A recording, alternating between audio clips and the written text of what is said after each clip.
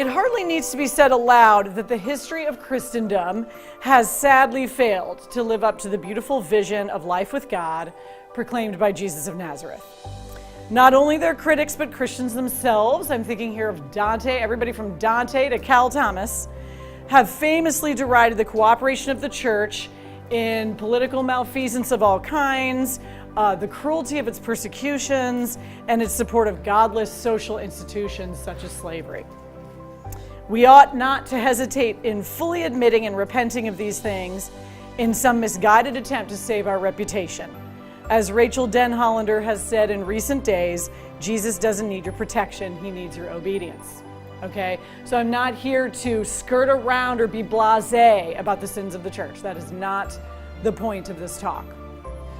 However, it is odd that the opposite point, though far more historically stunning, does need to be said aloud. While sin grieves us, it ought not to surprise us.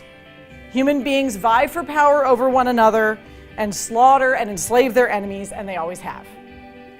They always have. This is not a surprise. If anything, we should be surprised that anyone questions the ethical merits of such behavior. It's not immediately obvious why the strong shouldn't rule the weak. Or maybe just exterminate them. Why? The exceptions to this view in the ancient pagan world that preceded the rise of Christianity were very few and far between. We remember the arguments of Socrates and Cicero. You guys know those names? Yes, good. With reverence, these were pagan men who seemed to grasp something of a universal notion of human justice. But their creeds, however lofty, made no palpable difference in the behavior of their compatriots. Despite their high philosophy, the Greeks could not stop killing one another. Despite Rome's admirable system of law, it was crushed under the weight of its own corrupt empire.